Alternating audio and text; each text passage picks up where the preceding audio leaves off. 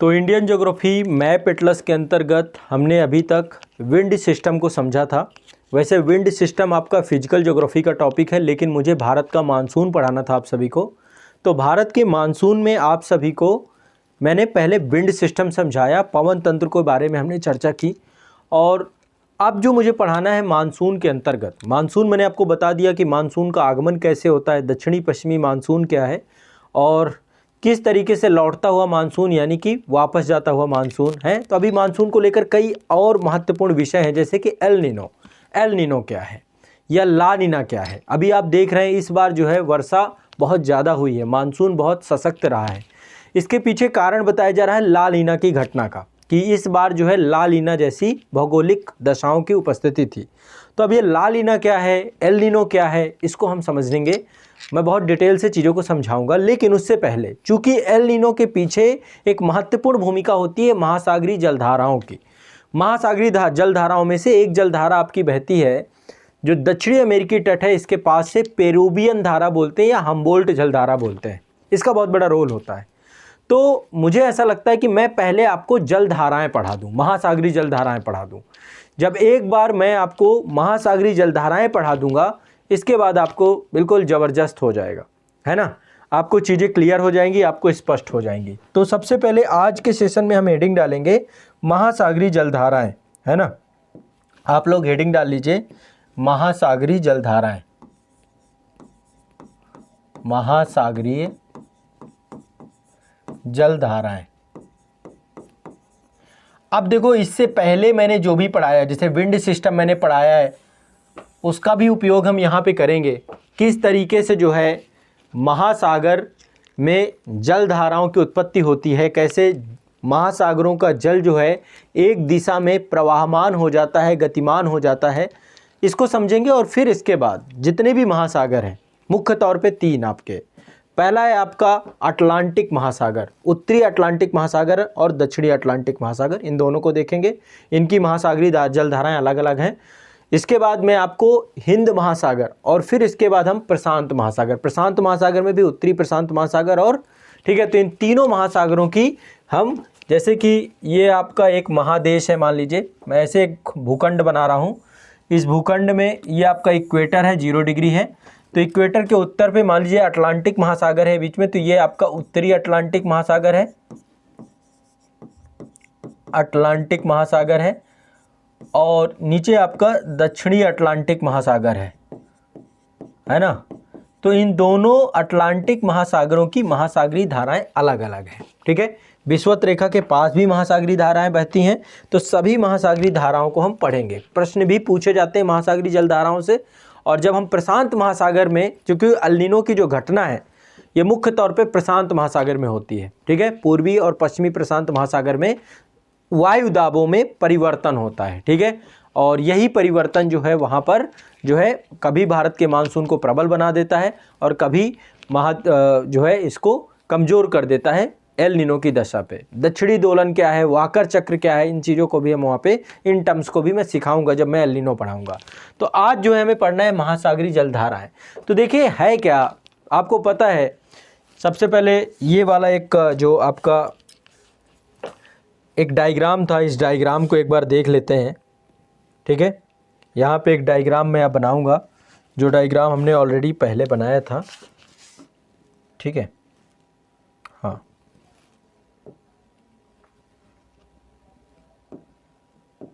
ठीक है। मैंने आपको विंड सिस्टम में एक डायग्राम, फाइनल डायग्राम बनवाया था। फाइनल डायग्राम में ये था कि ये आपकी इक्वेटर थी 0 डिग्री, ठीक है। इक्वेटर के ऊपर हम देखेंगे तो यहाँ पर ये आपका 30 डिग्री है, 30 डिग्री नॉर्थ और 30 डिग्री साउथ, अक्षांश रेखाएं हैं ये, ठीक है। इसके बाद ऊपर आपका 30 to 60 डिग्री आपका नॉर्थ, 60 डिग्री साउथ, ठीक है। इसके बाद ये आपका 90 डिग्री है, 90 डिग्री नॉर्थ और 90 डिग्री साउथ, ठीक है। अब जो है यहाँ पर पवने जो है, चूँकि यहाँ पे हाई प्रेशर और लो प्रेशर बेल्ट, यहाँ पे आपका लो प्रेशर है क्योंकि तापमान बहुत ज़्यादा रहता है यहाँ पे हाई प्रेशर बनता है, कारण इसके पीछे हेडली चक्र, मैंने पढ़ाया है आपको हेडली चक्र क्या है। यहाँ पे भी हाई प्रेशर बनता है, यहाँ पे हाई प्रेशर होता है क्योंकि तापमान बहुत कम होता है, पवनें जो है ठंडी होती हैं, भारी होती हैं, ठीक है। तो ये आपका 90 डिग्री में हाई प्रेशर, और यहाँ पर आपका हेडली चक्र के बाद यहाँ पे फेरल चक्र बनता है, और फेरल चक्र के कारण से ये वाताग्रीय क्षेत्र है, यहाँ पे लो प्रेशर जोन बनता है। तो यहाँ पे लो प्रेशर जोन बहता है और पवनें बहना प्रारंभ होती हैं हाई प्रेशर से लो प्रेशर। पवन की डायरेक्शन उत्तरी गोलार्ध में दाईं ओर अपने, ठीक है। तो ये आपका पवन की दिशा, जो फाइनल डायग्राम हमारा निकला था मैं वही बता रहा हूँ, बाकी मैंने आपको सबको वहाँ पे डिटेल पे पढ़ाया है, ठीक है, ज्योग्राफी की क्लास पे। ये डायरेक्शन निकल के आती है हमारी पवनों की, ठीक है। और इनका प्रयोग करेंगे हम लोग।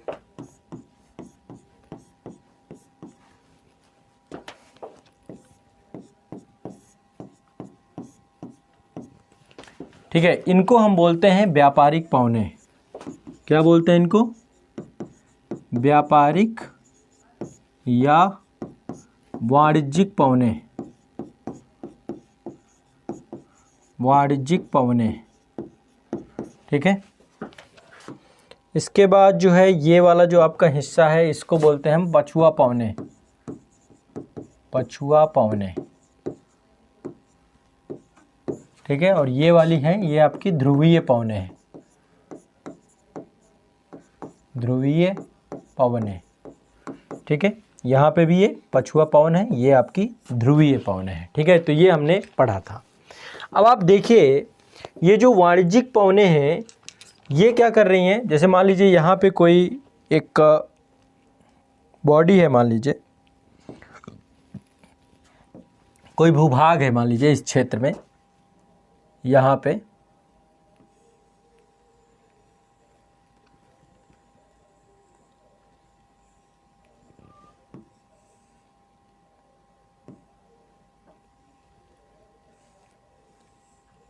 ये मान लीजिए अफ्रीका महाद्वीप है यहाँ पे, ठीक है। अफ्रीका महाद्वीप है आपका, तो अफ्रीका महाद्वीप है, इसके ऊपर से जो पवनें गुजर रही हैं, क्योंकि ये लगभग 35 डिग्री नॉर्थ से लेकर 35 डिग्री साउथ तक है, मैं लगभग बता रहा हूँ आपको। तो यहाँ पे आप पाएंगे कि पवनें जो हैं आपकी वाणिज्यिक पवनें तटों से दूर जा रही हैं, अब तटीय हो रही हैं, है ना। देखिए यहाँ से तटों से दूर जा रही, पवनों की दिशा कुछ इस तरीके से कि तटों से दूर जा रही हैं, ठीक है। तो देखिए ये ज़्यादा प्रभाव स्थल खंड पे तो नहीं डाल पाती हैं, लेकिन जो आपका जल खंड है, जल खंड में इनका बहुत प्रभाव रहता है। जल वाले भाग में, जैसे यहाँ पे जो वाटर बॉडी है आपकी, यहाँ पे जो आपकी वाटर बॉडी है ना, इन पवनों का प्रवाह होता है, इन पवनों का जो है इन पे बल लगता है, प्रभाव पड़ता है, क्योंकि ये बहुत तीव्रता के साथ इस पानी को, जल को भी जिस दिशा में ये बह रही होती हैं उसी दिशा में ले जाने का प्रयास करती हैं, ठीक है। तो एक तरीके से ये आपको समझना है कि पवनों की दिशा महासागरीय जलधाराओं को जो है सबसे महत्वपूर्ण रोल अदा करेंगी महासागरीय धाराओं के बहने में, ठीक है। तो सबसे पहले आप महासागरीय जलधाराओं की हेडिंग लिखिए, क्या है महासागरीय जलधाराएं, इनकी परिभाषा लिखते हैं, और इसके बाद मैं एक एक करके बहुत सिंप्लीफाइड तरीके से आपको समझाऊंगा। सबसे पहले लिखिए, हेडिंग डालीजिए महासागरीय जलधाराएं, पहले परिभाषा लिख लीजिए। परिभाषा लिखिए, महासागर के जल के, महासागर के जल के सतत एवं निर्दिष्ट दिशा में, सतत मतलब लगातार, हो क्या रहा है, जो महासागर है विशाल जल राशि है, यहाँ पर जल जो है एक सतत दिशा में लगातार बहुत गति के साथ प्रवाहमान है, एक पर्टिकुलर दिशा में लगातार प्रवाहमान है।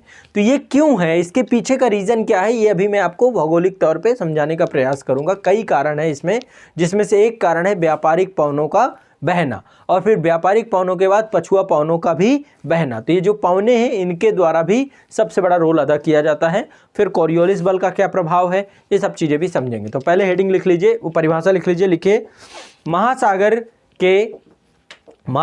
के जल के सतत एवं निर्दिष्ट दिशा वाले प्रवाह को महासागरीय धारा कहते हैं। महासागर के जल के सतत एवं निर्दिष्ट दिशा वाले प्रवाह को महासागरीय धारा कहते हैं, ठीक है। एक तरीके से आप मोटी तौर पे समझना चाहें तो मोटी तौर पे समझिए कि समुद्र में जो है नदियों की, जैसे नदियां है ना, नदियों को आप देखेंगे सतत गतिशील है, किसके ऊपर? स्थल के ऊपर। वैसे ही महासागरीय जलधाराएं भी समुद्र के ऊपर गतिशील नदियां हैं, एक पर्टिकुलर डायरेक्शन पे गति कर रहा है, समुद्र का पानी पूरा गति कर रहा है। ठीक है, तो आपको पता है कि समुद्र में जो विषुवत रेखा है, विषुवत रेखा के पास लवणता बहुत ज़्यादा होती है ना, ताप बहुत ज़्यादा होता है और ताप ज़्यादा होने के कारण से यहाँ पे लवणता बहुत ज़्यादा है।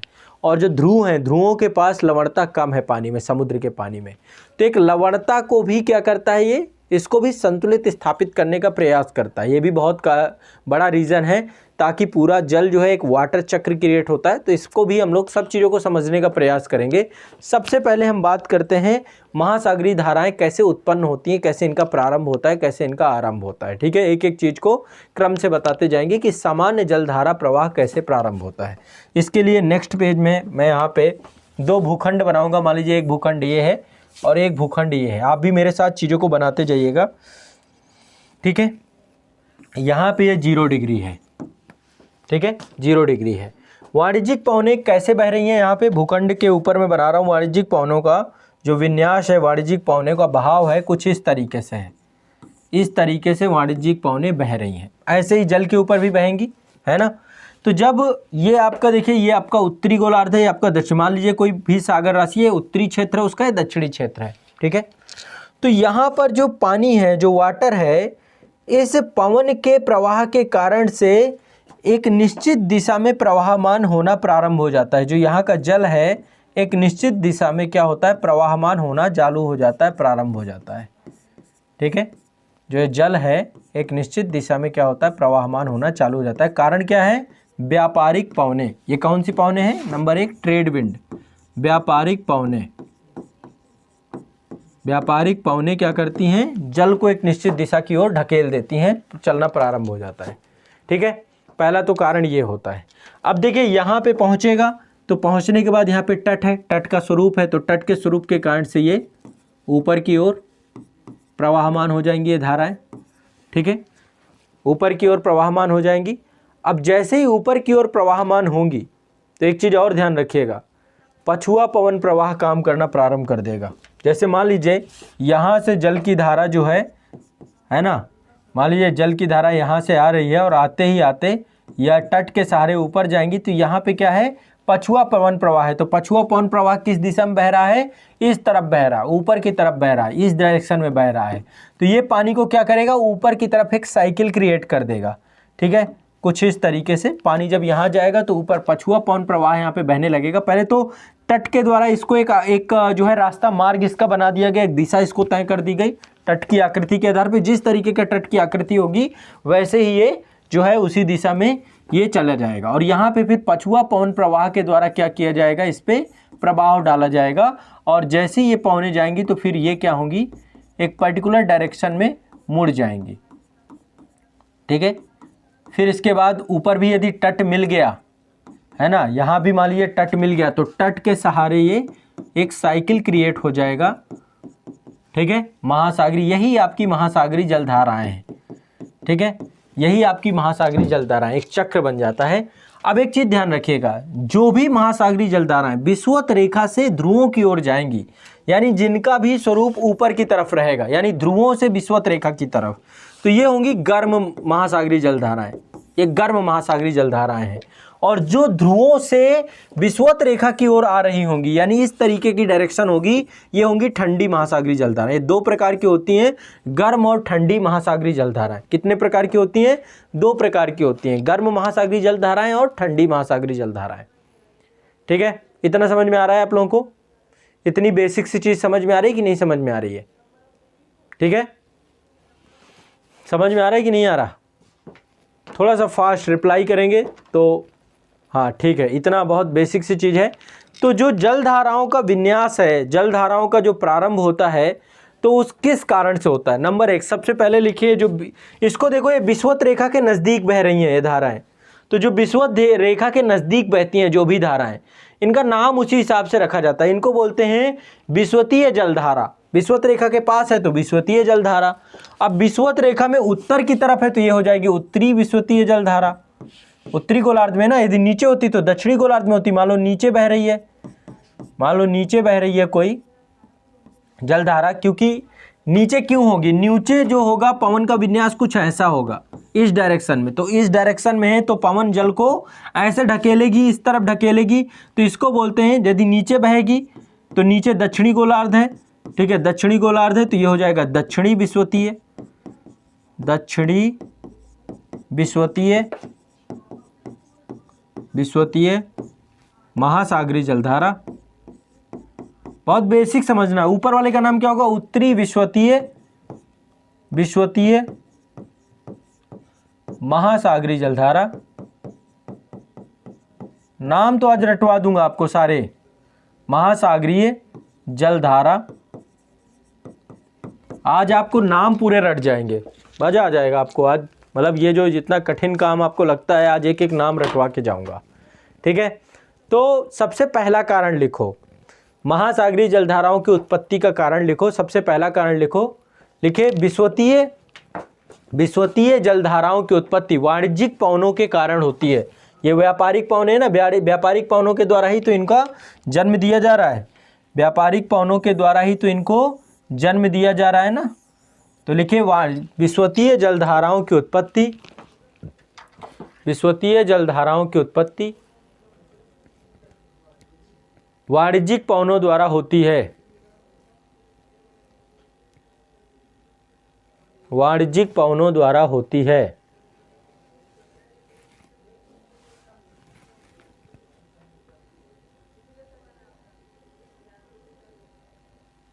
ठीक है, लिखिए उत्तरी गोलार्ध में नाम लिख लेते हैं इनको, उत्तरी गोलार्ध में इन्हें उत्तरी विषुवतीय महासागरीय जलधारा के नाम से जाना जाता है।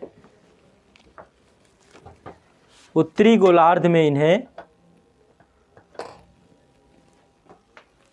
उत्तरी विषुवतीय जलधारा के नाम से जाना जाता है तथा दक्षिणी गोलार्ध में इन्हें दक्षिणी विषुवतीय जलधारा कहते हैं, तथा दक्षिणी गोलार्ध में इन्हें दक्षिणी विषुवतीय जलधारा कहते हैं।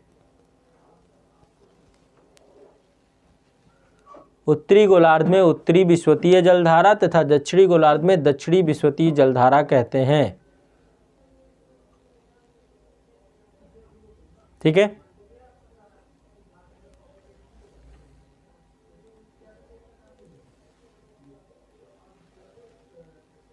अब एक चीज ध्यान रखिएगा, जैसे मैंने एक विन्यास बनाया, ये आपको टोटल ये विन्यास क्लॉकवाइज लग रहा होगा आपको, ये डायरेक्शन है ना, ऐसी डायरेक्शन है ना, ये क्लॉकवाइज है।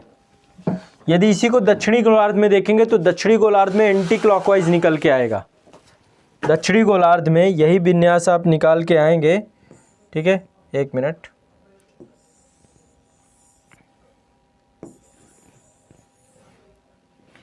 ठीक है, थोड़ा सा इसको मैं हटा देता हूँ।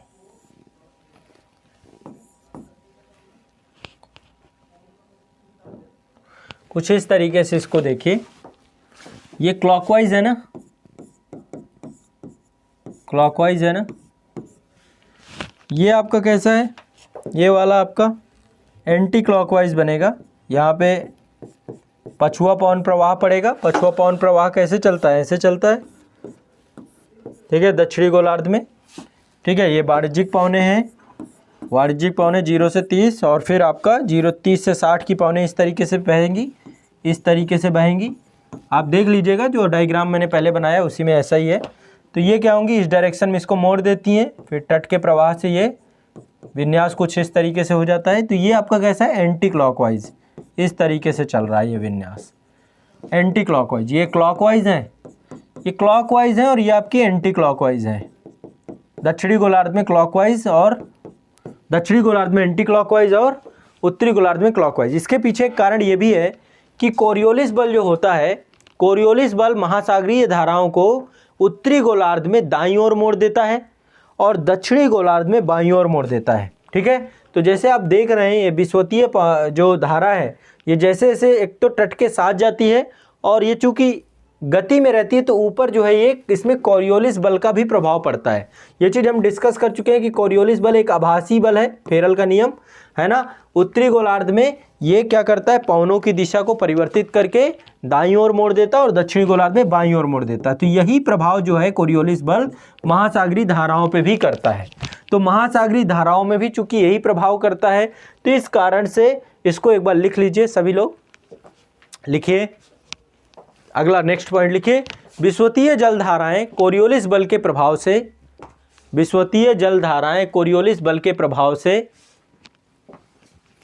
से उत्तरी गोलार्ध में दाईं ओर, उत्तरी गोलार्ध में दाईं ओर तथा दक्षिणी गोलार्ध में बाईं ओर प्रक्षेपित हो जाती हैं, तथा दक्षिणी गोलार्ध में बाईं ओर प्रक्षेपित हो जाती हैं, बाईं ओर प्रक्षेपित हो जाती हैं।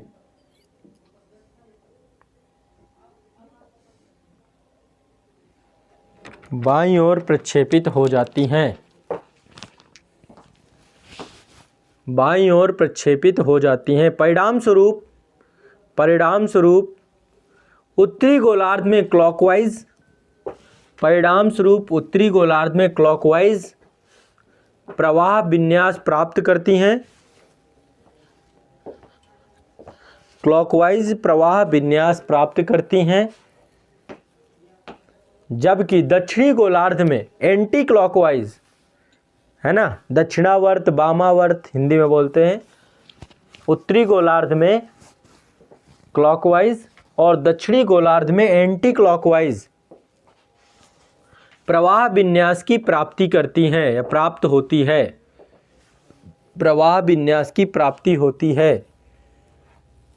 ठीक है, साथ ही ये भी लिख लीजिए, साथ ही इस विन्यास की प्राप्ति में, इस विन्यास की, एक तो देखो यहाँ पे कोरियोलिस बल का भी प्रभाव हो गया, पहला तो व्यापारिक पवनें थी, दूसरा हो गया कोरियोलिस बल का प्रभाव, कोरियोलिस बल का प्रभाव, ओलिस बल का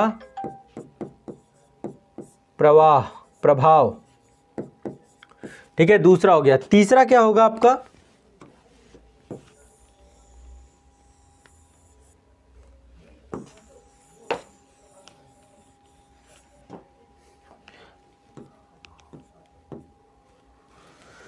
तीसरा है आपका, तीसरा निकल के आ रहा है, तीसरा लिखे, इस विन्यास की प्राप्ति में महाद्वीपों का आकार, ये जो विन्यास है इसकी प्राप्ति में महाद्वीपों का आकार, महाद्वीप का आकार जो होगा उसी दिशा में महासागरीय धाराएं भी मुड़ जाती हैं। महाद्वीपों का आकार, महाद्वीपों का आकार तथा महाद्वीपों का आकार तथा पछुआ पवनों की महत्वपूर्ण भूमिका होती है, पछुआ पवनों की महत्वपूर्ण भूमिका होती है। तो चार कारक होते हैं महत्वपूर्ण पे, एक तो व्यापारिक पवनें महासागरीय जलधारा को प्रभावित करती हैं, व्यापारिक पवनों से ही महासागरीय जल एक गति में आता है। फिर इसके बाद कोरियोलिस बल उसे क्लॉकवाइज घुमाने का प्रयास करता है, दायां दक्षिण उत्तरी गोलार्ध में दायावर्त और दक्षिणी गोलार्ध में वामावर्त एंटी क्लॉकवाइज, और साथ ही महाद्वीपों का आकार उसे आकार देता है और साथ ही उसे पछुआ पवनों का भी प्रभाव पड़ता है। ठीक है, तो ये टोटल चार प्रमुख कारक हैं महासागरीय जलधाराओं के प्रभाव में। ठीक है, पछुआ धाराओं का प्रवाह रहता है। क्लियर है, स्पष्ट है। एक चीज़ और स्पष्ट कर लीजिएगा, जो चीज़ मैंने यहाँ पे भी लिखवाई थी कि ऊपर देखो ये ध्रुव हैं, ऐसे नहीं करते, इसको इस तरीके से कर देते हैं।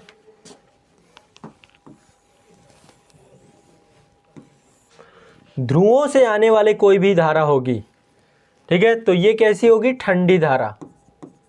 ठंडी धारा, ध्रुवों से जो भी महासागरीय जलधारा आएगी यानी जिसकी डायरेक्शन नीचे की तरफ होगी, ध्रुव से विषुवत रेखा की तरफ डायरेक्शन है तो कैसी होगी, ठंडी धारा, और विषुवत रेखा से ध्रुवों की तरफ डायरेक्शन है तो कैसी होगी, गर्म धारा।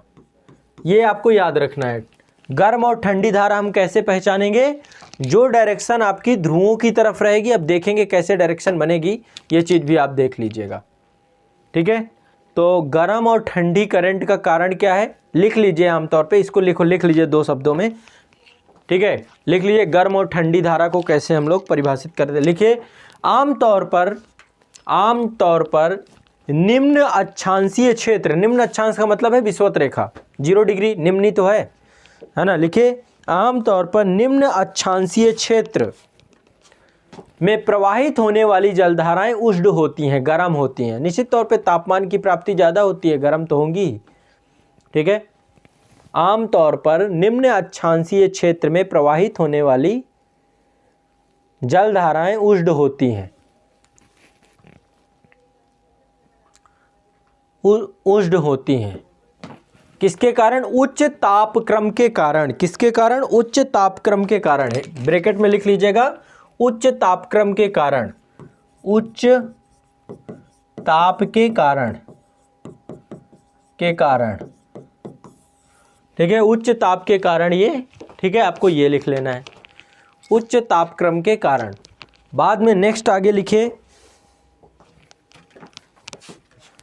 आगे लिखे, वहीं उच्च अक्षांशीय क्षेत्र की जलधाराएं, वहीं उच्च अक्षांशीय क्षेत्र की जलधाराएं ठंडी होती हैं। उच्च अक्षांशीय क्षेत्र की जलधाराएं ठंडी होती हैं। कारण क्या है? कारण क्या है इसके पीछे? निम्न वायुमंडलीय ताप के कारण, यहाँ पे टेम्परेचर कम होता है जिस कारण से ठंडी होती हैं। ठीक है, तो जो भी ऊपर से आएंगी इनका तापमान निम्न होता है, इसलिए ये ठंडी जलधाराएं होती हैं। ठीक है, तो समुद्र का पानी एक निश्चित दिशा में गतिशील है, नदियों की तरह बह रहा है, इसी को हम महासागरीय जलधाराएं कहते हैं।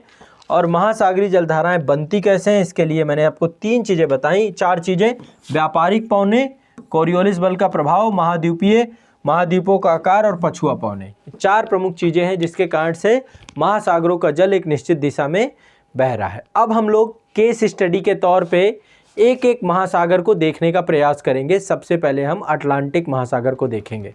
ठीक है, तो टोटल 3 महासागरों में जलधाराओं के स्वरूप को हम समझेंगे। ठीक है, महासागर आपके 4 हैं,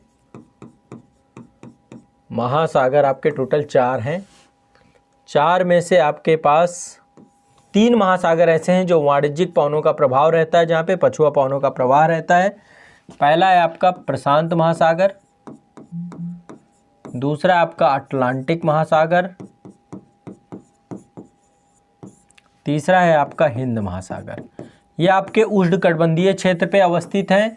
व्यापारिक पवनों का इनमें प्रभाव रहता है और पछुआ पवनों का। तो इनमें तीनों में व्यापारिक पवने, फिर आपकी पछुआ पवन, फिर महाद्वीप भी हैं, महाद्वीपों की उपस्थिति, पश्चिमी और पूर्वी दोनों तरफ महाद्वीप भी है। यहाँ पे महाद्वीपों की उपस्थिति 1, 2, 3 और चौथा है कोरियोलिस बल का प्रभाव।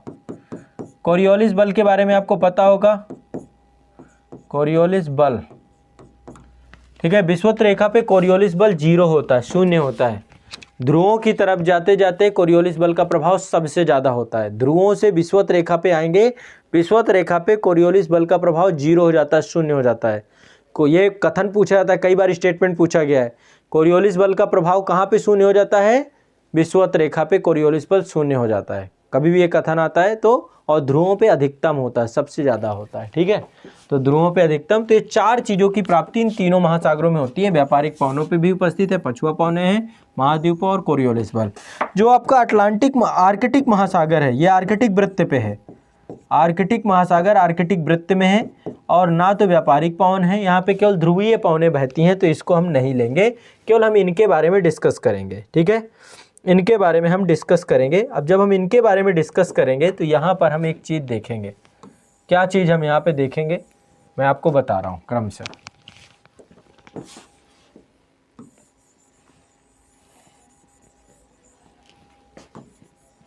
इनको हम 2 भागों में बांट देते हैं।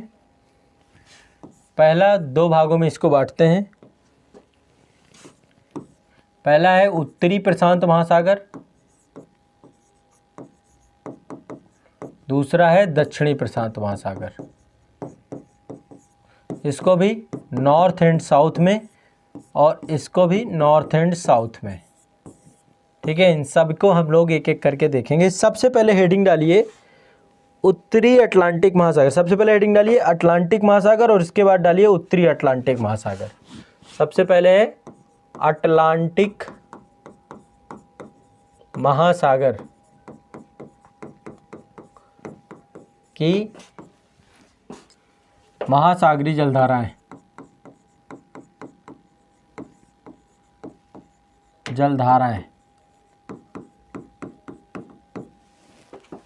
ठीक है।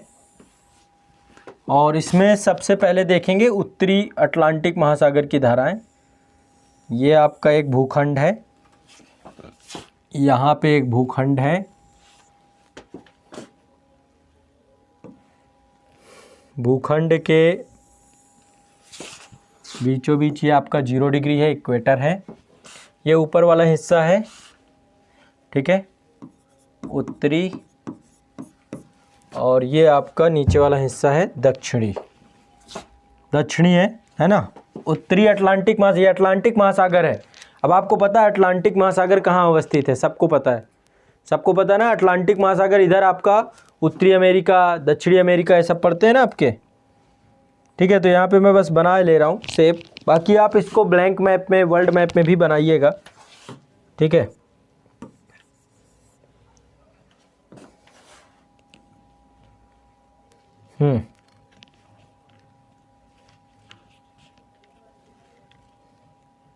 वर्ल्ड मैप में आप लोग बना लीजिएगा। मैं बस आपको रफली सारी जितनी भी महासागरीय जलधाराएं, मेरा प्रयास है कि मैं आपको रटवा दूं, ठीक है। मेरा प्रयास यही है कि आप लोग थोड़ा सा रट जाए। ये आपका इधर ऊपर यूरोप होगा और यहाँ पे आपका अफ्रीका होगा। ये आपका अफ्रीका देश हो सकता है ना, अटलांटिक महासागर के पूरब में, और ऊपर यूरोप होगा, यूरोप है, ठीक है। ब्रिटेन वगैरह है यहाँ पे बीच में। ये आपका उत्तरी अमेरिका होगा, उत्तरी अमेरिका, और नीचे है दक्षिणी अमेरिका,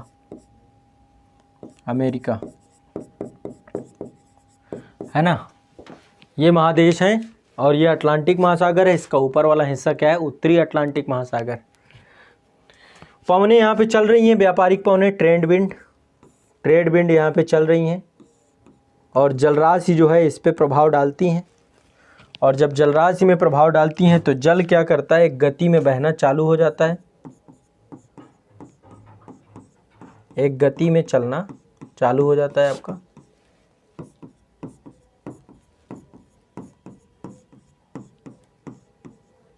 एक बार इसको समझ लोगे ज़िंदगी भर के लिए काम आ जाएगी ये चीज़, ठीक है। इस पे डाल दो 1 नंबर। ये कि एक जलधारा हो गई, इसको नंबरिंग दे देते हैं। अब सारी जलधाराओं के मैं कुछ नंबरिंग देता जाऊंगा ताकि फिर मैं बाद में आपको बताता रहूँ, इनके नाम अलग अलग है सभी के, ठीक है, ठीक है। और जब यहाँ पहुँचते हैं, यहाँ पे गल्फ ऑफ मैक्सिको पड़ती है, मैक्सिको की खाड़ी। ये आपका क्या है, उत्तरी अमेरिका महादेश है। तो यहाँ पे मैक्सिको की खाड़ी आपको पता है घुमावदार है, ऐसे कुछ घुमावदार है ना, ऐसे पड़ती है ना मैक्सिको खाड़ी।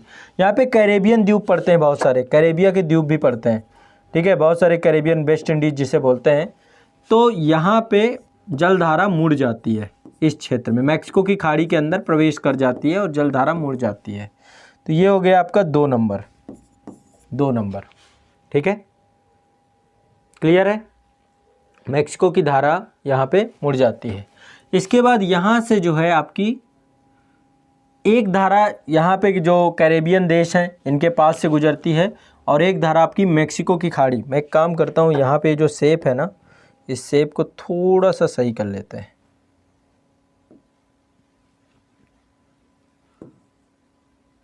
ठीक है, इसको थोड़ा सा सही कर लेते हैं। सही करने का मतलब ये है कि यहाँ पे मैं मैक्सिको की खाड़ी बनाता हूँ, है ना, कुछ इस तरीके से है आपका। तो एक धारा आपकी यहाँ पे कैरेबियन देशों के पास, और रुक जाओ, नीचे यहाँ पे कैरेबियन देश है, मैक्सिको की खाड़ी है, और ये आपका नीचे दक्षिणी अमेरिका महाद्वीप है, ठीक है। तो ये आपकी जो ये है यहाँ पे प्रवेश कर जाती है, और एक धारा आपकी मैक्सिको की खाड़ी में प्रवेश कर जाती है। हाँ, एक धारा आपकी मैक्सिको की खाड़ी में प्रवेश कर जाती है, ऐसे करके निकलती है, ठीक है। इसका हम 3 नंबर नाम दे देते हैं, नंबरिंग करते जाना, 3 नंबर नाम, ठीक है। 1 नंबर 2 नंबर, ये आपकी 2 नंबर है, 2 नंबर और ये यहीं पे मिल जाती है, बाद में यही ऊपर जाके मिल जाती है। इनका भी नाम अलग अलग दूंगा मैं, तो फिर आपका बिल्कुल क्लियर हो जाएगा। ये भी जाके इसके साथ मिल जाती है। तो काफ़ी बड़ी जलधारा है और इसका नाम ही गल्फ स्ट्रीम है। ये आगे चल के हम लोग देखेंगे। गल्फ स्ट्रीम सबसे बड़ी जो है आपकी जलधाराओं में से एक है, ठीक है, सबसे बड़ी और सबसे, ठीक है। इसके बाद यहाँ पे पड़ता है फ्लोरिडा स्टेट, यहाँ पे फ्लोरिडा पड़ता है, तो यहीं पे डाल देते हैं 4 नंबर, 4 नंबर, ठीक है। तट के सारे ऊपर चलती है।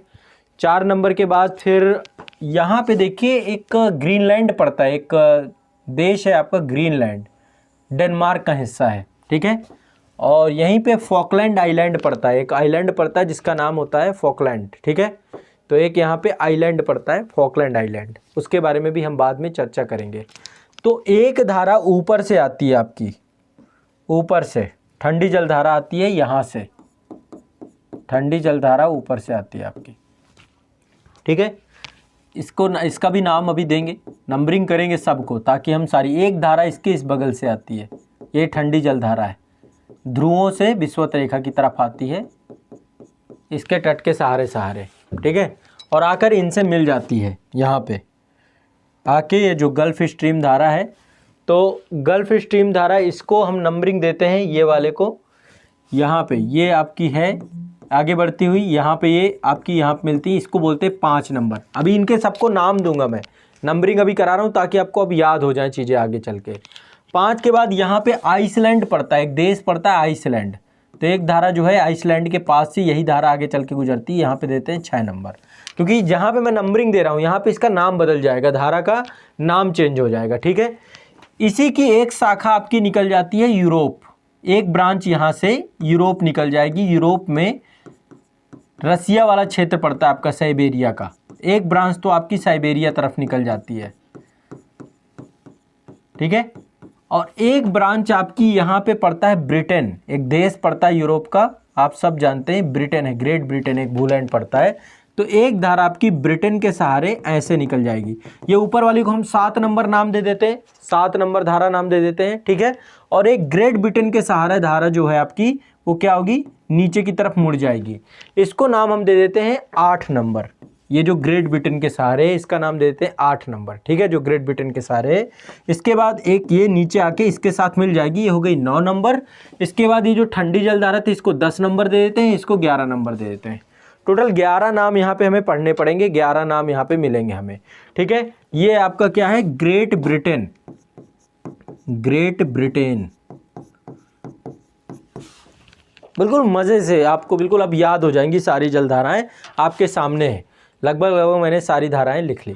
अब देखो नाम, अब देखो लिखते जाओ आप मेरे साथ, नाम लिखते जाओ। नंबर 1 जो है, ये क्या है, विषुवत रेखा के साथ बह रही, तो विषुवतीय जलधारा है उत्तरी अटलांटिक महासागर में, तो इसका नाम हो जाएगा उत्तरी अटलांटिक विषुवतीय जलधारा। नंबर 1 में लिखिए उत्तरी अटलांटिक विषुवतीय जलधारा, नाम लिखिए उत्तरी अटलांटिक विषुवतीय जलधारा। नंबर 1 में नाम लिख लीजिए उत्तरी अटलांटिक विषुवतीय जलधारा, नाम लिखिए इसका उत्तरी अटलांटिक विषुवतीय जलधारा, लिखते जाइए साथ साथ, उत्तरी अटलांटिक विषुवतीय जलधारा, उत्तरी अटलांटिक विषुवतीय जलधारा, सभी लोग नाम लिखेंगे इसका, उत्तरी अटलांटिक विषुवतीय जलधारा, ठीक है।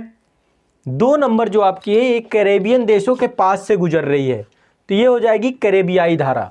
कैरेबियन देशों के नाम से मैं अभी नाम पूछूंगा, सभी से नाम याद करना है, साथ साथ ये सारे पूछे जाते हैं, ठीक है। तो पूछा भी जाता है कि कहाँ पे कौन सी धारा है, क्या है, तो सब पूछेंगे। 2 नंबर का नाम क्या होगा, 2 नंबर का होगा नाम कैरेबियाई धारा। ये क्या हो जाएगी, कैरेबियाई धारा, कैरेबियाई धारा, कैरेबियाई धारा, कैरेबियन देश है, इनके पास से निकलती है, ठीक है। ये आपकी क्या है, उत्तरी अटलांटिक विषुवतीय धारा, ठीक है। क्यों इसका नाम हुआ, क्योंकि विषुवत रेखा के पास से, तो आपको पता होना चाहिए, जो विषुवत रेखा सब विषुवत रेखा, प्रशांत महासागर में यही होती, तो उत्तरी प्रशांत विषुवतीय धारा, यहाँ पे क्या है, उत्तरी अटलांटिक विषुवतीय धारा, इजी है। दूसरे नंबर का नाम क्या है, कैरेबियाई। तीसरे नंबर की जो धारा है, ये थोड़ा सा इंपॉर्टेंट है आपकी, बहुत महत्वपूर्ण धारा है। यहाँ पे फ्लोरिडा स्टेट पड़ता है आपका, तीसरे नंबर यहाँ पे फ्लोरिडा स्टेट पड़ता है। ये जो गल्फ ऑफ मैक्सिको में प्रवेश कर गई है, ये है आपकी फ्लोरिडा धारा। ये क्या है, फ्लोरिडा धारा, फ्लोरिडा के नाम से फ्लोरिडा धारा, फ्लोरिडा धारा, फ्लोरिडा स्टेट पड़ता है उसी के नाम से है ये, अमेरिका के फ्लोरिडा धारा। आगे चल के 2 नंबर और 3 नंबर दोनों मिल जाती हैं, 2 + 3 दोनों मिल जाती हैं। कहाँ पे मिलती है? 4 पे। ये जो 4 है आपकी, यही है गल्फ स्ट्रीम, गल्फ स्ट्रीम धारा। ठीक है, सबसे बड़ी धारा है, दोनों आपस में आके मिल जाती हैं, गल्फ स्ट्रीम धारा। ठीक है, 2 और 2 + 3 यहाँ पे मिल जाती हैं, यही 4 है आपकी गल्फ स्ट्रीम। फ्लोरिडा धारा और कैरेबियन धारा दोनों आपस में मिल जाती हैं।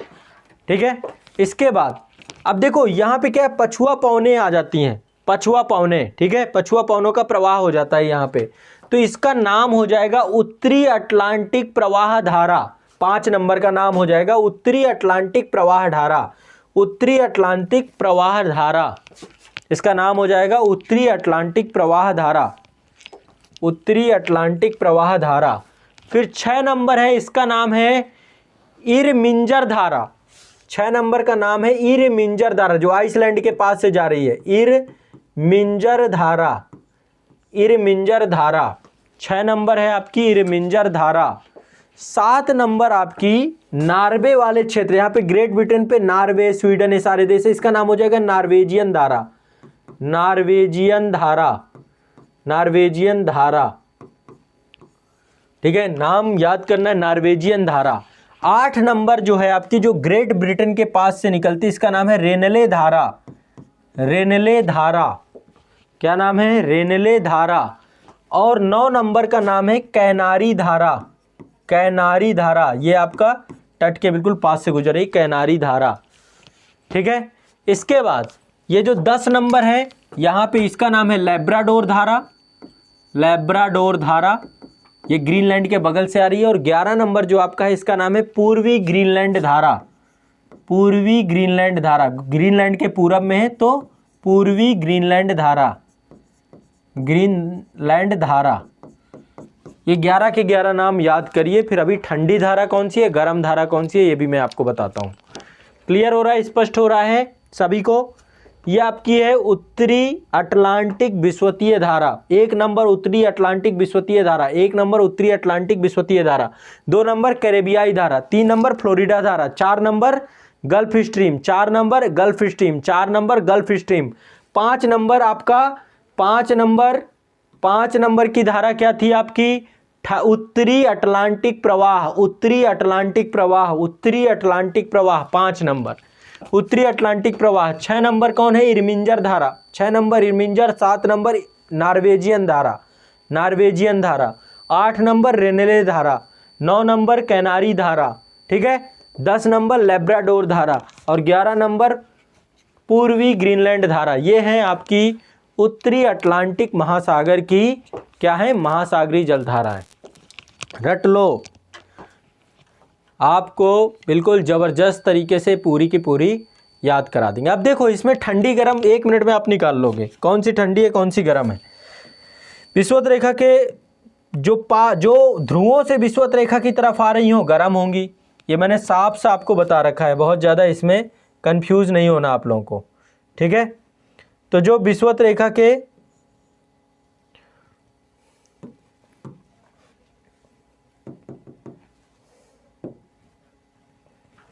विषुवत रेखा के पास आ रही हैं जितनी भी धाराएं, जैसे कि ये आप देखिए लैब्राडोर धारा, लैब्राडोर धारा आपकी क्या आ रही है? ध्रुवों से किधर आ रही है ना, विषुवत रेखा की तरफ, तो ठंडी होगी, सिंपल सी बात है। और जो विषुवत रेखा से ध्रुवों की तरफ जा रही है गर्म है, तो उत्तर अटलांटिक विषुवतीय धारा ये कैसी होगी? गर्म धारा। कैसी होगी? गर्म। कैसी धारा है? गर्म धारा है। ठीक है, कैसी धारा है ये? गर्म धारा है। ठीक है, ये कैसी है? गर्म धारा। तो ये हो गई आपकी गर्म धारा। कैरेबियाई धारी कहाँ जा रही है? ध्रुवों की तरफ जा रही है, तो ये कैसी होगी? गर्म धारा। आगे लिख लीजिए ठंडी है या गर्म। फ्लोरिडा धारा कैसी होगी? गर्म धारा। फ्लोरिडा धारा भी आपकी गर्म धारा होगी। क्यों जा रही है? विषुवत रेखा से ध्रुवों की तरफ जा रही है। ये क्या है? गल्फ स्ट्रीम कैसी होगी? गर्म धारा होगी आपकी, गर्म धारा। ठीक है, इसके बाद आपकी ये उत्तरी अटलांटिक प्रवाह कैसा होगा? गर्म धारा, ये भी आपका ठीक है गर्म धारा। इसके बाद इरमिंजर धारा कैसी होगी? गर्म धारा। इरमिंजर धारा गर्म धारा है। इसके बाद आपकी नॉर्वेजियन धारा कैसी होगी, नॉर्वेजियन धारा भी आपकी गर्म धारा है, ठीक है। और रेनले धारा जो आपकी है ये भी गर्म धारा है, रेनले धारा भी गर्म धारा है। तो कितनी गर्म हो गई, 1 नंबर उत्तरी अटलांटिक विषुवतीय प्रवाह गर्म धारा है, कैरेबियन धारा गर्म है, फ्लोरिडा धारा गर्म है, गल्फ स्ट्रीम गर्म है, ठीक है, उत्तरी अटलांटिक प्रवाह गर्म है, इर्मिंजर गर्म है, नॉर्वेजियन धारा गर्म है, रेनले धारा गर्म है। 8 नंबर रेनले धारा गर्म है। अब कैनारी धारा जो है इसकी देखो किस तरीके से दिख रही है, ऊपर से नीचे की तरफ आ रही है, यानी कि ध्रुवों से, तो ये आपकी ठंडी धारा है। कैनारी कैसी धारा है, ठंडी धारा है। लैब्राडोर कैसी है, ठंडी धारा है, लैब्राडोर ठंडी है। उत्तरी अटलांटिक प्रवाह कैसी है, ठंडी धारा है। ये आपकी ठंडी धाराएं हो गई, 3 ठंडी धाराएं हैं इसमें, ठंडी गर्म का, ठीक है। ये आपकी आ रही है ऊपर से नीचे, यानी कि ध्रुवों से विषुवत रेखा की तरफ आ रही है, तो ये ठंडी धारा होगी, कैनारी धारा। बाकी आपकी लैब्राडोर हो गई, आपकी ये हो गई, ये आपकी हो गई गर्म धाराएं। बस सिंपल सा ये आप इतना समझ लीजिए, आपको कभी भी ठंडे गर्म का कोई भी कन्फ्यूजन नहीं होगा, ठीक है। अब देखिए क्या होता है, यहाँ पर ये जो बीच वाला क्षेत्र है, बीच वाला क्षेत्र है, इसको बोलते हैं सारगैसो सागर। अटलांटिक महासागर में ये जो महासागरीय धाराएं हैं, यहाँ पे एक विशेष प्रकार की घास पाई जाती है इस पूरे क्षेत्र में, ठीक है, विशेष प्रकार की घास पाई जाती है। इसको बोलते हैं सारगैसो सागर। क्या बोलते हैं, क्वेश्चन पूछा जा चुका है यूपीएससी में, सारगैसो सागर, सारगैसो सागर बोलते हैं इसको। क्या बोलते हैं, सारगैसो सागर। सब लोग लिख लीजिए इसको, ठीक है। एक चीज और ध्यान रखिएगा, यहाँ पे जो 4 नंबर है आपका गल्फ स्ट्रीम, ऊपर से देखिए लैब्राडोर धारा आ रही है, और यहाँ पे एक न्यू फाउंडलैंड आपका द्वीप है। कौन सा द्वीप है, न्यू फाउंडलैंड द्वीप है। जो 4 नंबर गल्फ स्ट्रीम है वो जो है लैब्राडोर से न्यू फाउंडलैंड द्वीप के पास मिलती हैं, आपस में आके दोनों मिल जाती हैं। तो जहाँ पर ठंडी और गर्म धाराएं आपस में मिलती हैं, वहाँ पर पहले तो कोहरा बहुत पड़ता है उस क्षेत्र में। कभी भी ठंडा गर्म आपस में मिलेगा, निश्चित तौर पे वाष्प बनेगी। तो ये गल्फ स्ट्रीम लैब्राडोर से न्यू फाउंडलैंड आइलैंड के पास मिलती हैं। कहाँ मिलती हैं, न्यू फाउंडलैंड आइलैंड के पास मिलती हैं, ठीक है। न्यू फाउंडलैंड आइलैंड है यहाँ पे, क्या है, न्यू फाउंडलैंड आइलैंड है, न्यू फाउंडलैंड आइलैंड है यहाँ पे, ठीक है। ये ऑस्ट्रेलिया, ये ग्रीनलैंड के नीचे है। तो यहीं पे लैब्राडोर धारा और गल्फ स्ट्रीम धारा मिलती हैं, और यहाँ पे भयानक कोहरा, मतलब यहाँ पे जलयानों को चलाना बड़ा मुश्किल होता है, ठीक है। एक तो कोहरा पड़ता है, सबसे पहली बात ये है।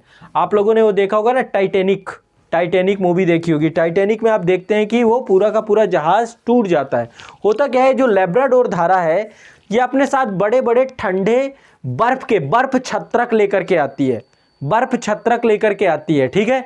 जो बर्फ की सिल्लियां होती हैं, जो ग्लेशियर्स होते हैं, जो समुद्री क्षेत्रों में पूरा, चूंकि आर्कटिक वृत्त क्षेत्र से आ रही होती है, तो अपने साथ बर्फ के बड़े बड़े भूखंड लेकर के आते हैं, जिनका कुछ ही हिस्सा ऊपर दिखता है हिम छत्रक के तौर पे, है ना।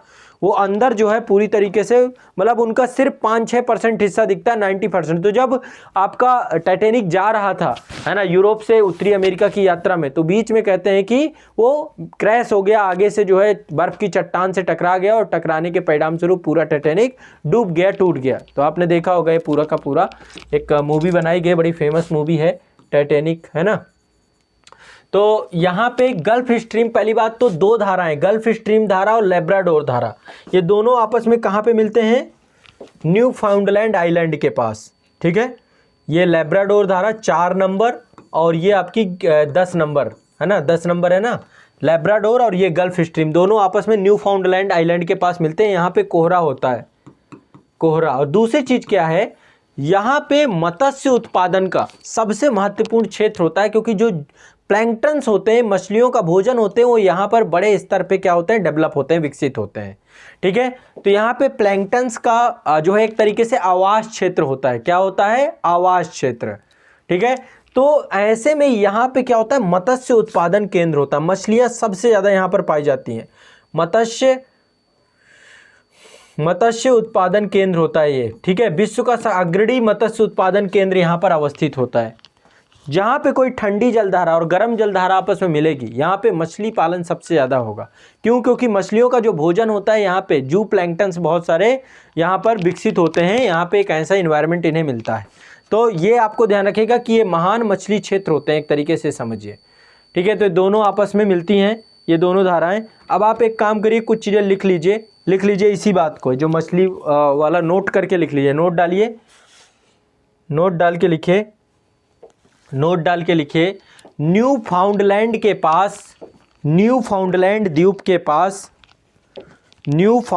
द्वीप के पास गल्फ स्ट्रीम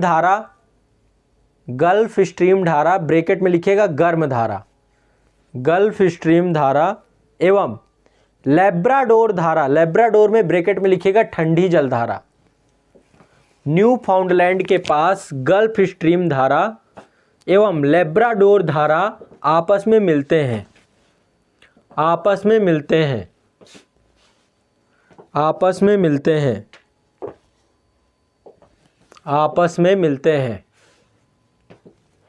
गर्म एवं ठंडी जलधाराओं के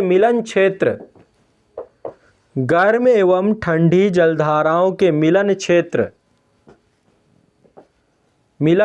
में प्लवकों का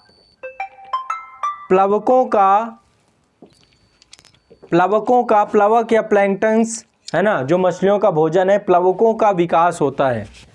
प्लवकों के विकास का आदर्श क्षेत्र होता है, प्लवकों के विकास का आदर्श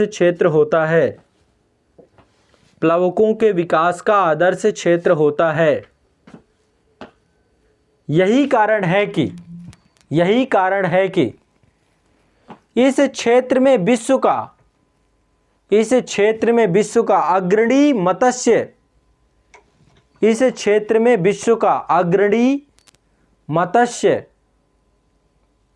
मत्स्य क्षेत्र विकसित होता है। इस क्षेत्र में विश्व का अग्रणी मत्स्य क्षेत्र विकसित होता है। तो यहाँ पे कई सारे बैंक हैं, बैंक मतलब किनारे, जैसे कि ग्रांड बैंक, डाबर बैंक, सेवले बैंक, ये सब मत्स्य के लिए विश्व प्रसिद्ध है। यहाँ पे मछली पालन बहुत सारा होता है, ठीक है। उत्तरी सागर पड़ता है आपका, यहाँ पे देखिए ये वाला क्षेत्र आपका जो ग्रेट ब्रिटेन का है, यहाँ पे कैनारी जलधारा भी, यहाँ पे ठंडी जलधारा आकर यहाँ पे उत्तरी विश्वतीय जलधारा से मिलती है। तो इस वाले क्षेत्र में भी मछली पालन बहुत होता है।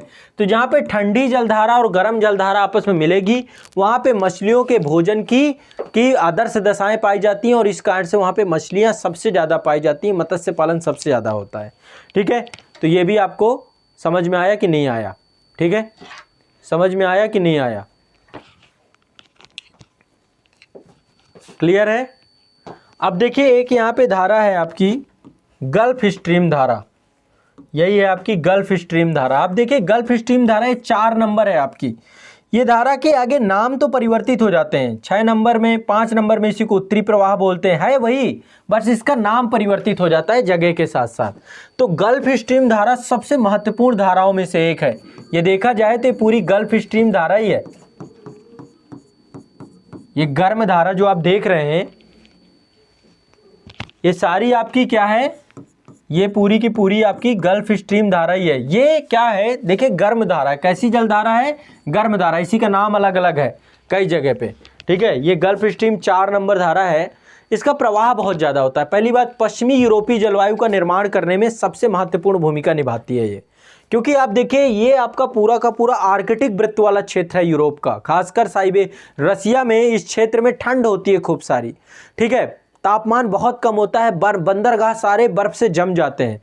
तो ठंडियों में भी इस जलधारा के कारण से यहाँ का तापमान बहुत कम हो जाता है, तापमान बहुत कम हो जाता है, तापमान बहुत बढ़ जाता है, यानी कि टेम्परेचर को बढ़ा देती है, क्योंकि गर्म जलधारा है। तो यहाँ पे मोरमोन्स बंदरगाह पाया जाता है, सेंट पीटर्सबर्ग है उसी के पास है मोरमोन्स बंदरगाह, तो वो ठंडियों में भी खुला रहता है, ठीक है। तो आप हेडिंग डाल लीजिए गल्फ स्ट्रीम धारा, थोड़ा सा इसके बारे में 2-4 बातें लिखवा दें। अगला लिखिए गल्फ स्ट्रीम, हेडिंग डालिए गल्फ स्ट्रीम धारा, लिखिए इस धारा का प्रवाह फ्लोरिडा तट से पश्चिमी यूरोपीय तट तक होता है। यह है यूरोपीय तट, पश्चिमी यूरोपीय तट तक होता है गल्फ स्ट्रीम धारा। इस धारा का प्रवाह फ्लोरिडा तट से पश्चिमी यूरोपीय तट तक होता है, ठीक है, जिसके महत्वपूर्ण प्रभाव निम्नवत हैं। कुछ 2-3 पॉइंट लिख लीजिए। जिसके महत्वपूर्ण प्रभाव निम्नवत हैं। सबसे पहली बात देखिए, तापमान को संतुलित कर रहा है, यहाँ पे बंदरगाह खुला रहता है। तो लिखिए पश्चिमी यूरोपीय जलवायु के निर्माण में महत्वपूर्ण भूमिका। इस जलधारा की सबसे बड़ी भूमिका क्या है? पश्चिमी यूरोपीय जलवायु के निर्माण करता है। लिखिए पश्चिमी यूरोपीय जलवायु के निर्माण में महत्वपूर्ण भूमिका, है ना। ये गर्म जलधारा के तट से लगे हुए जितने भी देश हैं वहाँ पर ये प्रभाव डालती है। पश्चिमी यूरोपीय जलवायु के निर्माण में महत्वपूर्ण भूमिका। दूसरा पॉइंट लिखिए, उच्च अक्षांश क्षेत्र, उच्च अक्षांश क्षेत्र के बंदरगाह, उच्च अक्षांश क्षेत्र के बंदरगाह वर्ष भर खुले रहते हैं। उच्च अक्षांश क्षेत्र के बंदरगाह वर्ष भर खुले रहते हैं। उच्च अक्षांश क्षेत्र के बंदरगाह वर्ष भर खुले रहते हैं। उच्च अक्षांश क्षेत्र के बंदरगाह वर्ष भर खुले रहते हैं। ठीक है, उच्च अक्षांश क्षेत्र यही है, ये पूरा क्षेत्र है। एग्जाम्पल के तौर पर डाल दीजिए मारमॉन्स बंदरगाह। मारमॉन्स बंदरगाह वर्ष भर खुला रहता है, जाड़े में भी यहाँ बर्फ नहीं जमती है। क्यों? गल्फ स्ट्रीम धारा, है ना, गल्फ स्ट्रीम धारा के कारण से। मारमॉन्स बंदरगाह। वहीं अब देखो, ये तो देखो, आप देखोगे ये लेब्राडोर धारा है। लेब्राडोर धारा आती है यहाँ पे सेंट लॉरेंस नदी का मुहाना है। हडसन की खाड़ी है ना, हडसन की खाड़ी में सेंट लॉरेंस नदी का मुहाना है। सेंट लॉरेंस नदी मैंने आपको वर्ल्ड ज्योग्राफी में पढ़ाई थी। जो सुपीरियर झील है, जो ग्रेट लेक एरिया है, वहाँ से सेंट लॉरेंस नदी निकलती है और हडसन लेक में अपना जल गिराती है, ठीक है, अटलांटिक महासागर में। तो जो है लेब्राडोर धारा है, यहाँ पे इस सेंट लॉरेंस क्षेत्र को जमा देती है। क्यों? ठंडी जलधारा है। लेकिन वहीं गल्फ स्ट्रीम क्या करती है? इसके जितने भी उच्च अक्षांशीय क्षेत्र के बंदरगाह जहाँ से जाती है, उन बंदरगाहों को खुला रखती है। ठीक है, तो ये भी आपको ध्यान में रखना है। लेब्राडोर धारा क्या करती है? जो आपका 3 से 4 महीने सेंट लॉरेंस नदी के मुहाने को क्या करती है? जमा देती है। ठीक है, जबकि देखा जाए तो ये निम्न अक्षांश में है, ये उच्च अक्षांश में है। तो ये खुला रहता है और ये बंद रहता है उसी टाइम पे। कारण क्या है इसके पीछे? यहाँ पे ठंडी जलधारा आके गिरती है और यहाँ पे आपकी गर्म जलधारा होती है। ठीक है, इतना प्रभाव पड़ता है, इतना फर्क पड़ता है महासागरीय जलधाराओं का। जब आपसे प्रभाव पूछे, उनका महत्व पूछे, तो आप ये महत्व डाल सकते हैं। जलवायु परिवर्तन भूमिका में सबसे ज़्यादा काम करती हैं। ठीक है, क्लियर है? ठीक है, तो आज के लिए इतना ही रखते हैं। अभी बहुत सारी चीज़ें मुझे पढ़ानी है इसमें। मरुस्थल निर्माणकारी शक्तियों के तौर पे भी ठंडी जलधाराएं काम करती हैं। एक क्वेश्चन पूछा जाता है ना यूपीएससी में कि महाद्वीपों के पश्चिमी तटों पर और 30 डिग्री के पास ही मरुस्थल क्यों पाए जाते हैं? तो उसमें से एक कारण ये है कि महाद्वीपों के पश्चिमी तटों पर क्या होती हैं? ठंडी महासागरीय जलधाराएं बहती हैं। और ठंडी महासागरीय जलधाराएं क्या होगा? ठंडी महासागरीय धाराएं होंगी, ऊपर की वायु ठंडी होगी, ठंडी वायु भारी होगी, भारी वायु नीचे बैठेगी, हाई प्रेशर जोन क्रिएट कर देगी, बारिश नहीं होगी वहाँ पे।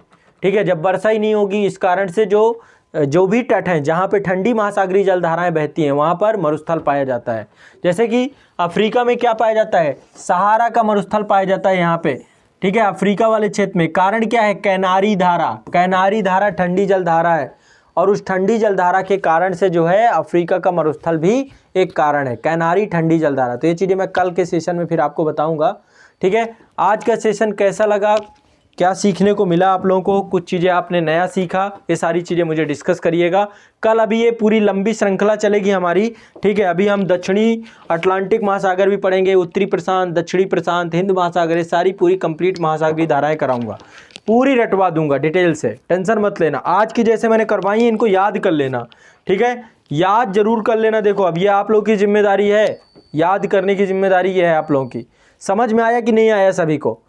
नंबर 1 उत्तरी अटलांटिक विषुवतीय जलधारा, नंबर 2 कैरेबियन धारा, नंबर 3 फ्लोरिडा धारा, नंबर 4 गल्फ स्ट्रीम धारा, नंबर 5 उत्तरी अटलांटिक प्रवाह, है ना, उत्तरी अटलांटिक प्रवाह, नंबर 5 इरमिंजर धारा, नंबर 5 उत्तरी अटलांटिक प्रवाह, नंबर 6 इरमिंजन धारा, नंबर 7 नॉर्वेजियन धारा, नंबर 8 रेनेले धारा, नंबर 9 कैनारी धारा, नंबर 10 लेब्राडोर धारा, नंबर 11 पूर्वी ग्रीनलैंड धारा, ये टोटल 11 थी, 11 रट लीजिएगा और इनके बारे में अभी बहुत सारी चीज़ें सीखोगे आप लोग।